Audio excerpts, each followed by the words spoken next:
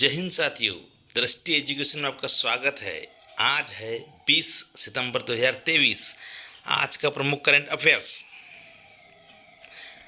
आज की current affair में प्रमुख जानकारी आपको दी जाएगी, जिसमें से 8 प्रमुख हेडलाइन होगी और 8 आपके एमसीक्यूज होंगे और लास्ट में आपको दिया जाएगा वन लाइनर, जिसमें रिपीट क्वेश्चन का जो है सॉल्यूशन रहेगा।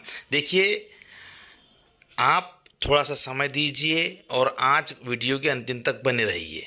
आपके जो 8 एमसीक्यूज है उसमें से प्रमुख जानकारी, आपको जो प्रश्न है उसकी डिटेल तो लिखी ही है, आपको पीडीएफ मिल जाएंगी, लेकिन उसके उपरांत आपको सभी प्रतियोगिता परीक्षाओं संबंधित और ज़्यादा डिटेल मिलने वाली है। आज की इस वीडियो में हर एक क्वेश्चन का डिस्क्रिप्शन आपको मैं मौखिक रूप से आपको जानकारी दूंगा, जो आपको बहुत ज़रूरी है। इस प्रश्न का जो है सॉल्यूशन देखना आवश्यक है। तो देखिए, डिस्क्रिप्शन के साथ में संपूर्ण वीडियो आखिर तक। तो इसमें हम पहला प्रश्न जो है देखते हैं। हर कोशिश। पहली हेडलाइन है जी, तो पढ़ते हैं। महाराष्ट्र ने औरंगाबाद उस्मानाबाद के नाम बदलने पर जारी किया ऑफिशियल नोटिफिकेशन। तो देखिए, महाराष्ट्र सरकार ने औरंगाबाद और उस्मानाबाद जिले का नाम बदलकर क्या कर दिया है, छत्रपति संभाजी नगर और धाराशिव करने के संबंध में एक ऑफिशियल नोटिफिकेशन जारी कर दिया है। और कई महीनों पहले सुझाव और आपत्तियां मांगी गई थी, जिसके बाद में उपमंडल, गांव, तालुका और जिले सहित विभिन्न स्तरों पर इन नामों को बदलने के लिए निर्णय को अंतिम रूप दिया गया। यह नोटिफिकेशन राज्य के राजस्व विभाग ने जारी किया है। औरंगाबाद और उस्मानाबाद का नाम बदलकर क्रमशः छत्रपति संभाजी नगर और धाराशिव करने का निर्णय शुरू में पिछले विकास अघाड़ी सरकार की पिछली कैबिनेट बैठक के दौरान कर दिया गया था। देखिए, बिल्कुल बहुत ही इंपॉर्टेंट प्रश्न है ये, बिल्कुल आने वाला क्वेश्चन है किसी भी एग्जाम में।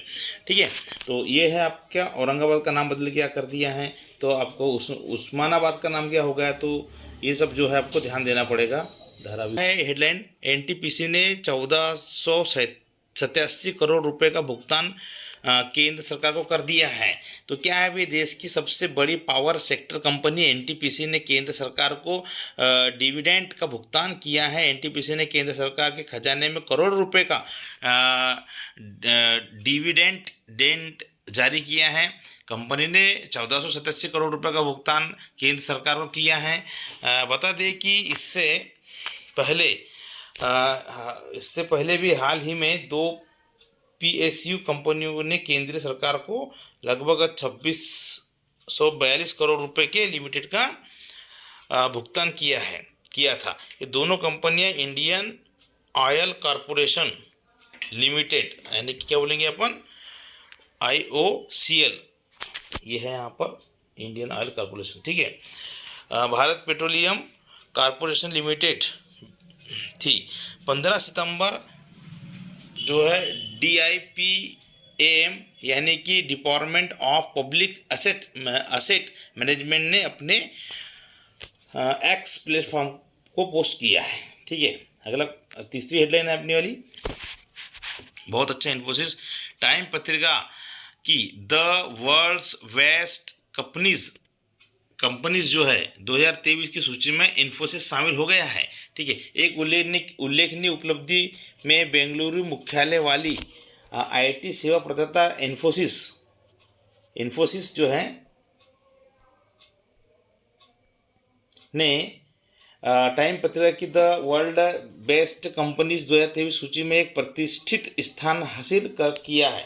इन्फोसिस शीर्ष 100 रैंकिंग में जगह बनाने वाली एकमात्र भारतीय कंपनी है भैया। 100, ठीक है, एकमात्र भारतीय कंपनी बन गई है जो 88.38 के प्रभावशाली समग्र स्कोर के साथ में 64वें स्थान पर है। विशेष रूप से कंपनी ने बहुत उच्च विकास दर अर्जित की है, जो उत्कृष्टता के प्रति इसकी प्रतिष्ठितता का प्रमाण है। स्थिरता में मामले में इन्फोसिस 135वें और कर्मचारियों की संतुष्टि के मामले में तीसरे स्थान पर है। NR नारायण मूर्ति सहित 4 अन्य इंजीनियरों द्वारा 1981 में स्थापित इन्फोसिस राजस्व के मामलों में भारत की दूसरी सबसे बड़ी आईटी कंपनी है। देखिए इसकी स्थापना कब हुई तो 1981 में, ध्यान रखना है। और प्रमुख रूप से इसके कौन है मुखिया तो NR नारायण जी है। ठीक है, अगला पॉइंट है चौथा, एयर इंडिया का प्रोजेक्ट अभिनंदन यात्रियों के लिए एक नया अनुभव। ठीक है, इसकी डिटेल मैं आपको अगले क्वेश्चन में दूंगा, इसलिए मैं यहाँ जानकारी ज़्यादा नहीं दूंगा, आप डिटेल पढ़ लीजिएगा PDF में। अगला पॉइंट है पांचवा है, अशोक लीलैंड ने बस प्लांट स्थापित करने के लिए यूपी सरकार के साथ में समझौता पर ज्ञापन कर दिया है। देखो अशोक लीलैंड की बात करें तो एक मोटर व्हीकल वाली कंपनी है ये, है ना। वैसे तो बहुत सारी चीज़ें इनमें से आती है। हिंदुजा ग्रुप की एक कंपनी है ने स्वच्छ परिवहन को बढ़ावा देने और वाणिज्य वाहन उद्योग को मजबूत करने के प्रति जो है ये एक महत्वपूर्ण कदम के रूप में 1000 करोड़ का निवेश करने की योजना घोषित कर दी है। महत्वपूर्ण निवेश का उद्देश्य एक नवाचार बस निर्माण सुविधा, अब क्या होगा यहाँ पे बस निर्माण सुविधा करना है, जिसमें कंपनी का पहला प्रयास उत्तर प्रदेश में हो रहा है। कहाँ पर हो रहा है? उत्तर प्रदेश में। अति महत्वपूर्ण है, उत्तर प्रदेश में हो रहा है। इस सुविधा के विकास को प्रारंभ करने के लिए अशोक लीलैंड ने 200 करोड़ की प्रारंभिक निवेश का आवंटन किया। कितना? 200 करोड़ रुपए, 200 करोड़ रुपए। ओके, नेक्स्ट है, अगला पॉइंट है, देखिए ये भी बहुत ही अच्छा सुंदर प्रश्न है ये, और किसी भी एग्जाम की दृष्टि से बहुत अति महत्वपूर्ण है, इसको याद रखिए। तीर्थ नगरी ओमकारेश्वर में, ठीक है, पहला प्रश्न है, शिवराज सिंह चौहान ओमकारेश्वर में करेंगे आदि शंकराचार्य की 108 मूर्ति 100 फीट ऊंची प्रतिमा का लोकार्पण। देखो आज की डेट है 19 सितंबर और आज की डेट में यह कार्य हो चुका है। ठीक है, तो देखिए तीर्थ नगरी ओमकारेश्वर क्या है? ओमकारेश्वर में जगत गुरु आदि शंकराचार्य, किसकी? आदि शंकराचार्य की, कितनी? 108 फीट ऊंची प्रतिमा, स्टैचू ऑफ वननेस। देखो कितना अच्छा नाम रखा है। आपको प्रश्न पूछा जाएगा कि स्टैचू ऑफ वननेस का कार्य अंतिम चरण पर है। नर्मदा किनारे स्थित जो है ये देश का चतुर्थ ज्योतिर्लिंग ओमकारेश्वर शंकराचार्य की दीक्षा स्थली है, जहाँ से अपने गुरु गोविंद भागवतपाद से मिले और वहीं 4 वर्ष रहकर उन्होंने विद्या का अध्ययन किया था। 12 वर्ष की आयु में उन्होंने ओमकारेश्वर से ही अखंड भारत में वेदांत के लोकव्यापीकरण के लिए प्रस्थान किया था। इसलिए ओमकारेश्वर मानधाता पर्वत, एक पर्वत है मानधाता पर्वत पर 12 वर्ष के आचार्य शंकर की प्रतिमा की स्थापना की जा रही है। यह पूरी दुनिया में शंकराचार्य की सबसे ऊंची प्रतिमा होगी भाई, जिसका लोकार्पण मुख्यमंत्री शिवराज सिंह चौहान जी ने 18 सितंबर को कर दिया है। ओके, अगला पॉइंट 7वां हेडलाइन है, सांख्यिकीय UPAG कृषि सांख्यिकी के लिए एक क्रांतिकारी एकीकृत पोर्टल है ये। ठीक है, अगला पॉइंट है, भारत के कृषि क्षेत्र के लिए एक महत्वपूर्ण विकास में सरकार ने UPAG कृषि सांख्यिकी के लिए एकीकृत पोर्टल का अनावरण कर दिया। इस अभूतपूर्व पहल का उद्देश्य जटिल शासन चुनौतियों को निपटना है जो वर्तमान में देश के कृषि उद्योग को परेशान करते हैं। कृषि मंत्रालय ने कृषि के भीतर डेटा प्रबंधन को कारगर बनाने और बढ़ाने के लिए सावधानीपूर्वक तैयार किए गए एक अभिनव मंच के रूप में UPAG की स्थापना की। यह एक अधिक कुशल और उत्तरदायी कृषि नीति ढांचे की स्थापना की दिशा में एक महत्वपूर्ण कदम का प्रतिनिधित्व करता है। नीति आयोग, किसके द्वारा? नीति आयोग के सदस्य रमेश चंद्र ने पोर्टल का उद्घाटन करने के बाद अपना उत्साह व्यक्त किया है। ठीक है, ओके, नेक्स्ट क्वेश्चन है और आज का हेडलाइन का है 8वां लास्ट प्रश्न है ये 8वां। ठीक है, तो इसको ध्यान से सुनिएगा और अब MCQ चालू होगा अगले से। फेरारी में कार्लोस सैज ने जीता सिंगापुर जो है ग्रैंड प्रिक्स। ये इंपॉर्टेंट प्रश्न है ये, देखिएगा भाई। ठीक है, तो फरारी एक गाड़ी, एक 4 व्हीलर कंपनी है। फेरारी के कार्लोस सैज मतलब एक ड्राइवर है ने सिंगापुर के ग्रैंड प्रिक्स जीतकर फार्मूला 1 में टॉप में चल रहे मैक्स वेरस्टैपेन के लगातार 10 जीत के रिकॉर्ड को तोड़ दिया है और रेड बुल के सपने को तोड़ दिया है कि वे पूरे सीजन में अपराजित रहेंगे। मैकलारेन ने लैंडो नोरिस दूसरे और मर्सिडीज के लुइस हैमिल्टन तीसरे स्थान पर रहे हैं। यह भी पिछले साल फर्स्ट पे थे, जिससे रेड बुल ने पिछले साल नंबर में ब्राज़ील ग्रैंड प्रिक्स के बाद में पहली बार पोडियम स्थान हासिल किया था। 2023 फार्मूला सिंगापुर ग्रैंड प्रिक्स ने रेस वीकेंड में उम्मीद से अधिक 264 कितने हो गए 2,64,108 दर्शकों को आकर्षित किया है। पिछले साल इस योजना ने रिकॉर्ड कितने 3,20,000 दर्शकों को आकर्षित किया था। ठीक है, संस्करण के लिए जो है जो राशि दी है इसको पार करना था। अगला प्रश्न है, अब देखिए, अब यहाँ से प्रश्न शुरू होते हैं। यहाँ से अति महत्वपूर्ण आपको ओरली जानकारी दी जाएगी जो मज़ेदार होगी। कृपया इस वीडियो को अंतिम समय तक सुनिएगा और देखिएगा। इसमें से आपको हर एक प्रश्न में डिटेल मिलेगी। हाल ही में विश्व रोगी सुरक्षा दिवस कब मनाया गया है, तो ये प्रश्न का जो है जवाब शॉर्टकट में आपको दे रहा हूँ। 17 सितंबर को माना गया है। तो इसी पे हम लोग चर्चा करेंगे, ज़्यादा इस पर चर्चा नहीं करेंगे। अभी इस प्रश्न को डिटेल देने की आवश्यकता नहीं है। ठीक है, अगला प्रश्न कौन सा है हमारा, जिसपे हम डिटेल जो है कोशिश करेंगे। अब दूसरा प्रश्न है, इसको देखिएगा आप लोग बहुत अच्छे से। इस पर जो है एक क्वेश्चन 2023 के एग्जाम में 24 में कहीं ना कहीं आपको मिलेगा। हाल ही में भारत की किस स्थल को यूनेस्को की वर्ल्ड हेरिटेज साइट में की लिस्ट में शामिल कर लिया गया है, तो देखिएगा यह है शांति निकेतन। अब इसमें भारत मंडपम आ गया है, ये भी अगले के लिए बिल्कुल माना जाएगा, है ना। ऑप्शन ये है भारत मंडपम, दूसरा है शांति निकेतन, तीसरा है जिम कॉर्बेट नेशनल पार्क और चौथा स्टैच्यू ऑफ यूनिटी। तो सही जवाब इसका क्या है, शांति निकेतन। देखिए, यूनेस्को की वर्ल्ड हेरिटेज साइट लिस्ट में भारत का एक और ऐतिहासिक स्थल जो है शामिल कर लिया गया है। शांति निकेतन पश्चिम बंगाल को वर्ल्ड हेरिटेज साइट के रूप में घोषित किया है। इसकी स्थापना 1901 में की गई थी। 1921 में शांति निकेतन में एक विश्वविद्यालय की स्थापना की गई थी, जिसके बाद में विश्व भारती के नाम से मान्यता मिली है। इसके बाद ही भारत में वर्ल्ड हेरिटेज साइटों की संख्या कितनी हो गई, 40 और 41 हो गई। वैसे आपसे पूछूं मैं कि 40वां स्थल कौन सा था, तो आपको देना है जवाब के धौलावीरा। क्या बोलेंगे आप, धौलावीरा। ये धौलावीरा कहाँ पे है, तो ये धौलावीरा जो है आपको मिलेगा गुजरात में। कहाँ मिलेगा, गुजरात में ये धौलावीरा है। सिंधु घाटी सभ्यता का स्थल है ये धौलावीरा। ठीक है, यहाँ पर आपको जानकारी मिलेगी। देखिए कितना प्यारा प्रश्न निकल के आया है धौलावीरा के बारे में। ओके, अब इसी की मैं जानकारी और देना चाहता हूँ कि जो हम बात करें कि यूनेस्को की बात करते हैं। आप यूनेस्को बोला, आपने क्या बोला, यूनेस्को। तो UNESCO,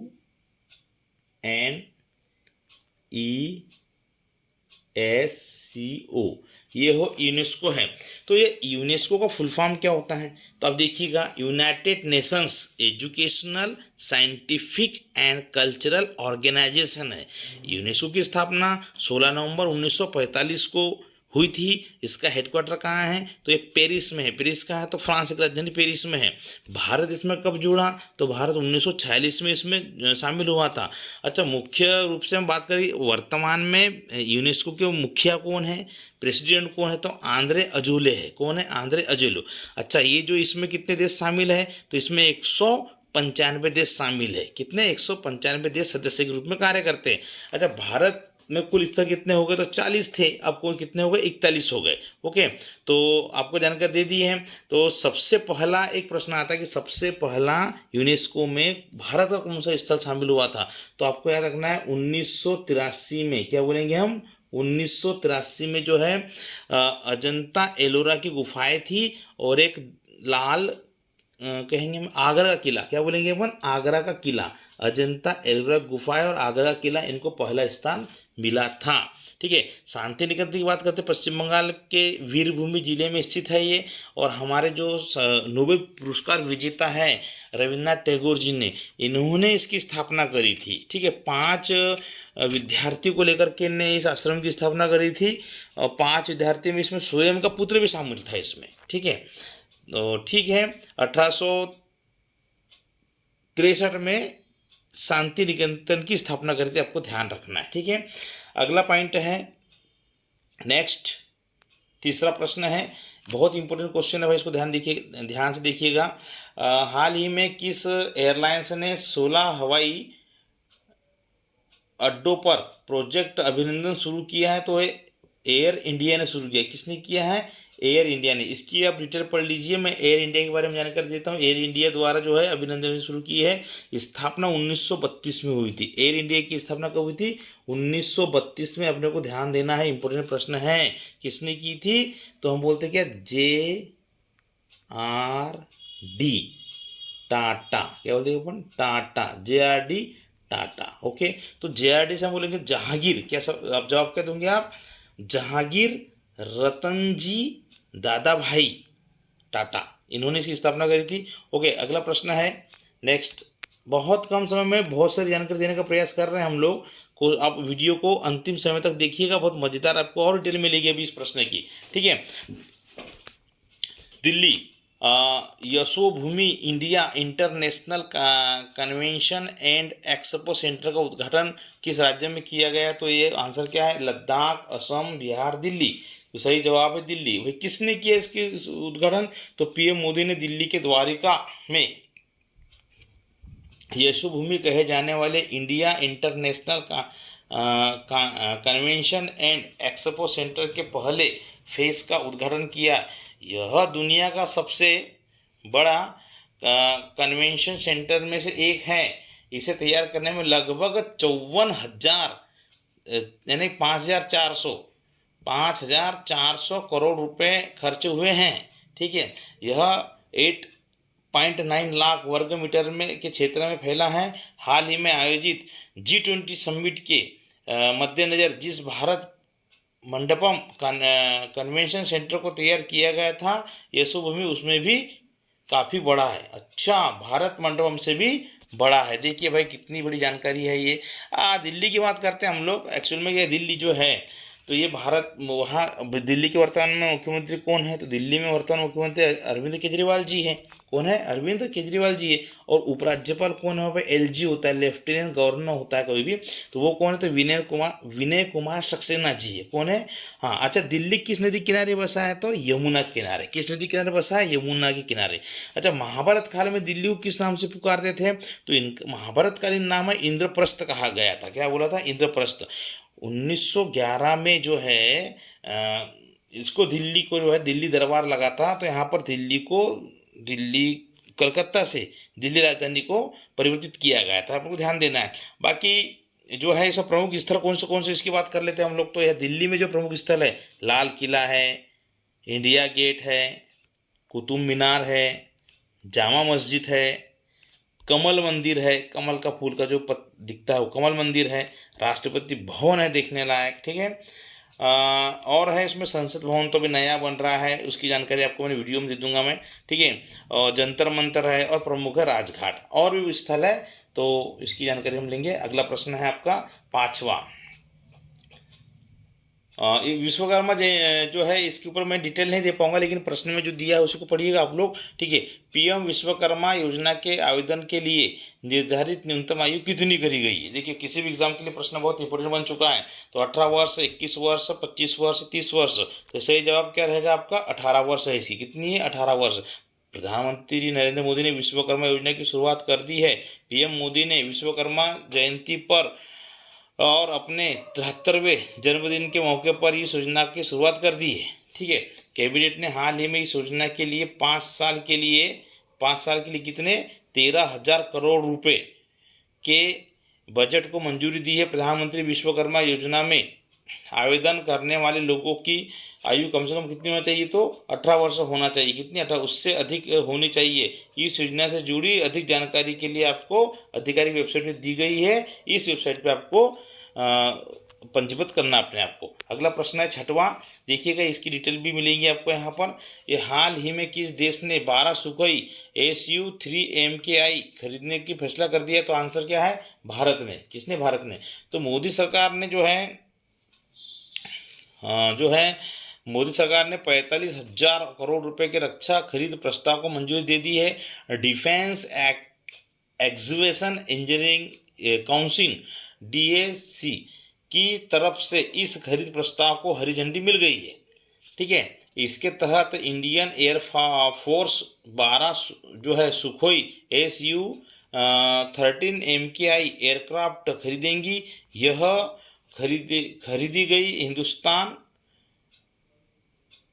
एरोनॉटिक्स से की जाएगी। माना जा रहा है कि यह सौदा करीब 11,000 करोड़ रुपए का होगा। ठीक है, तो HAL ने शेयर बाजार को भेजे सूचना में इसकी पुष्टि कर दी है। ठीक है, तो इस हफ्ते हिंदुस्तान एरोनॉटिक्स का शेयर जो है 3,947 रुपये पर बंद हुआ है।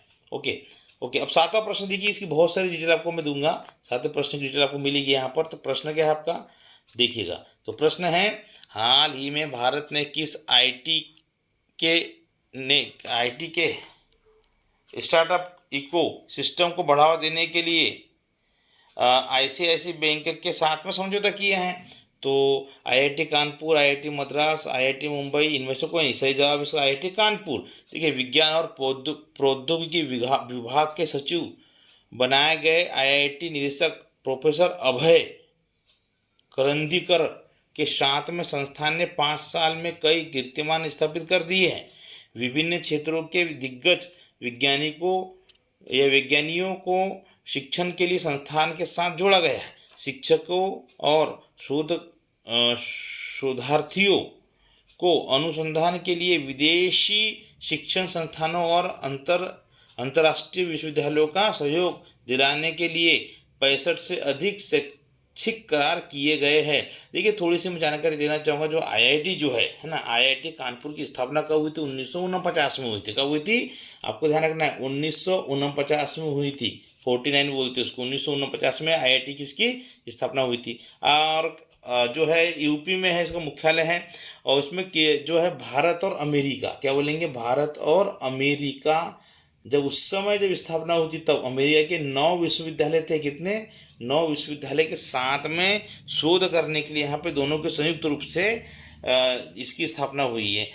जैसे ICICI बैंक के बारे में बात करते हैं हम लोग, तो भाई इस बैंक के बारे में क्या जानकारी चाहिए आपको? तो आपकी जो बैंक है, तो उस बैंक के बारे में जानकारी लेना पड़ेगा ना कहीं ना कहीं। तो ये है ICICI बैंक। तो ये जो है, इसकी स्थापना 5 जून लिखना आप, 1994 को हुई थी। 94 है ना, 1994 को हुई थी इसकी स्थापना।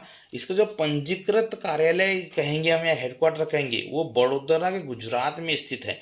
लेकिन हम कहें कि भाई जो कॉरपोरेट मामले का है, तो उसका प्रमुख रूप से इसका मुख्यालय कहाँ है? तो मुंबई में है। ठीक है, इसके वर्तमान में अभी प्रेसिडेंट कौन है? तो गिरीश चंद्र चतुर्जी है। CEO कौन है? संदीप बख्शी है। CEO कौन है? संदीप बख्शी जी है।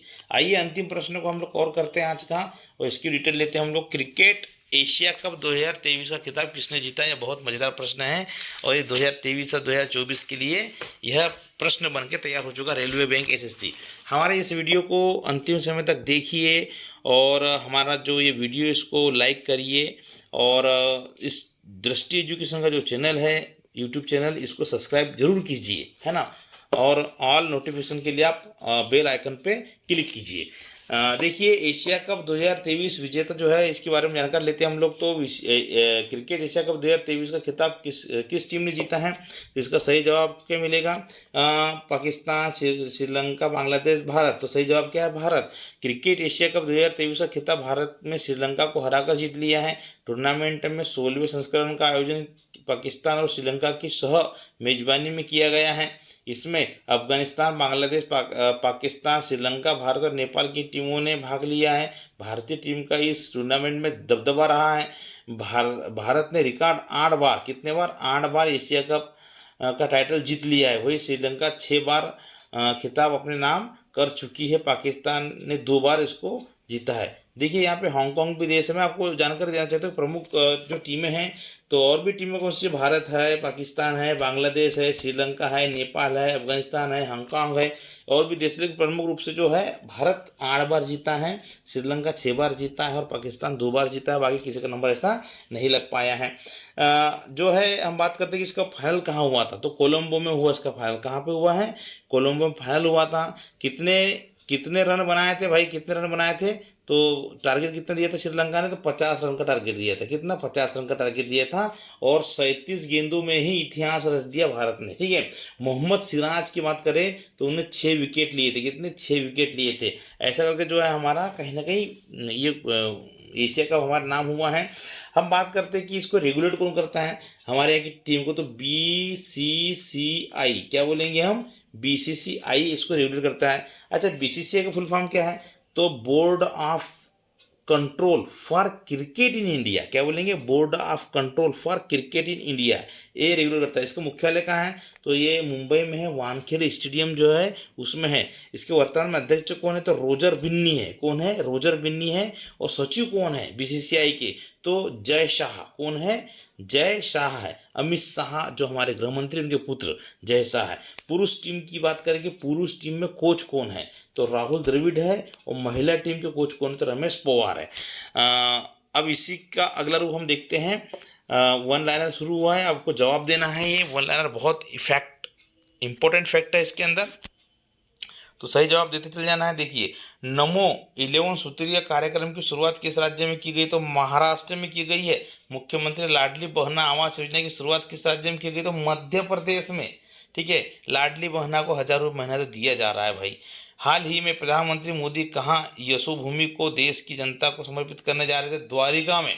ठीक है, नेक्स्ट क्वेश्चन है, Yashobhoomi India international convention and expo centre का उद्घाटन किस राज्य में, यूटी में किया गया, तो दिल्ली में किया गया। कहाँ पे, दिल्ली में किया गया है। नेक्स्ट पॉइंट,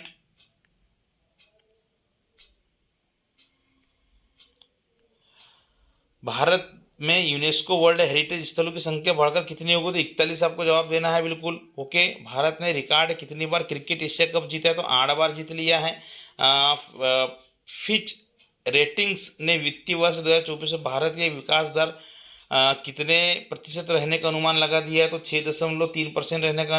कितने कलाकारों को संगीत नाटक अकादमी के अमृत पुरस्कार को सम्मानित किया गया है, तो 84 लोगों को किया गया है। हाल ही में टाटा स्टील किस देश में 1.25 अरब यूरो का निवेश करेगी, तो ब्रिटेन में करेगी भाई। हाल ही में कौन ऑडिट ब्यूरो का सर्कुलेशन के चेयरमैन चुने गए हैं, तो SK स्वामी चुने गए हैं। अंतिम पॉइंट है अब लगभग ये ओके। हाल ही में भारत के किस स्थल को यूनेस्को के वर्ल्ड हेरिटेज साइट के लिस्ट में शामिल किया गया है, तो आपको पता ही है, शांति निकेतन। बिल्कुल प्रयास करत अभ्यास। ठीक है, जब तक याद ना हो जाए बार बार प्रश्न पढ़िए। क्रिकेट एशिया कप 2023 का खिताब किस टीम ने जीत लिया, भारत ने जीत लिया है भाई। PM विश्वकर्मा योजना के आवेदन के लिए निर्धारित न्यूनतम आयु कितनी होना चाहिए, तो 18 वर्ष होना चाहिए। आज के इस वीडियो को अधिक से शेयर करिए, अधिक से अधिक लाइक कीजिए। जय हिंद, जय भारत। कुछ पाने की हो आस आस, कोई अरमा हो जो खास खास आशाएं, हर कोशिश